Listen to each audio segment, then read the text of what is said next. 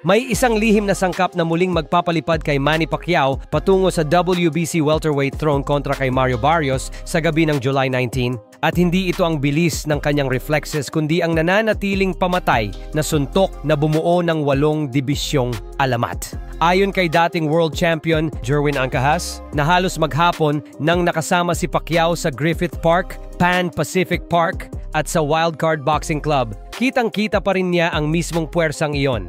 He can still do it, ani Ancajas, na mahigit 6 na taon na mayagpag bilang IBF Junior Bantamweight King. He still carries that punching power. Simula nang dumating si Pacman sa Amerika noong May 19, walang mintis ang training schedule maliban sa mabilis na paglipad papuntang New York para tanggapin ang Hall of Fame induction. Pagkababa ng jet kinabukasan, balik agad sa umaga run at sa hapon sparring, gabay ng conditioning coach Justin Fortune na nagtitiwala pa rin sa old school mileage at endless mitt work. Sa apartment niya sa Wilshire Boulevard, kwento ni Manny, "The 4 years I wasn't fighting did me more good. Nakapagpahinga ang tuhod, balikat at isip. Ngayon ramdam ko ang recharge." Kasama niyang tumatakbo at nagpa-pads sina Jerwin Ancajas, Olympic bronze medalist Yumir Marcial at dating featherweight champion Mark Magsayo. Ramdam ng tatlo ang baliksiglang apoy ng idolo at hinihigop nila ang positibong pressure para sa sarili nilang laban sa undercard. Pinaka nagningning si Marcial. Bilang southpaw middleweight, haharap siya kay Alexis Gaitan sa 8-rounder sa MGM Grand sa parehong gabi. Habang nanonood sa mitts ni Pacquiao, nilapitan siya ng Hall of Famer at live demo ang 3-punch combo. Kaliwang diretsa, kanan na follow-up, step-off sa kabilaan. Hinuli pa ni Marcial gamit ang sariling kanang palad ang kaliwa ni Manny para maramdaman ang snappy whip at umalis siya ng gym na parang may bagong software. May record siyang 5 wins without loss at 3 knockouts, samantalang ang 30 taon na Texan na si Gaitan ay may 17 victories, 10 defeats at 6 stoppages, eksaktong acid test matapos ang masaklap na Paris Olympic bid.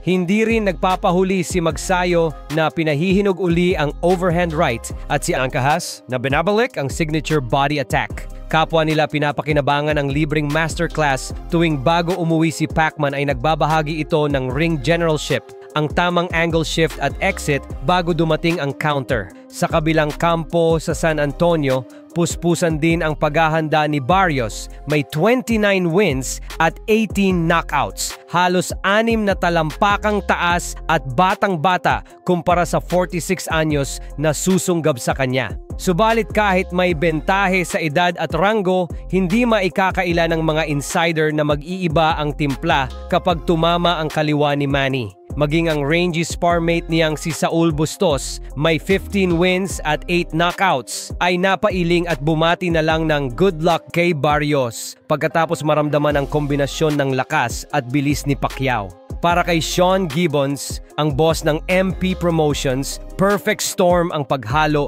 ng youthful vibe ng 3 kabataang Pinoy at ang decades-deep experience ng pambansang kamao. Kung magtagumpay si Manny at manalo rin ang mga bagets, pwedeng maging statement night ng bagong golden wave ng Philippine boxing. Kung hindi man, naipasa na ang apoy sa susunod na henerasyon. Nasa kamay o sa kaliwa ng lalaking minsang tinawag na Fist of a Nation ang sagot at sa July 19 ng buong mundo kung kaya pa niyang iguhit muli ang kasaysayan gamit ang pamatay na suntok na yon.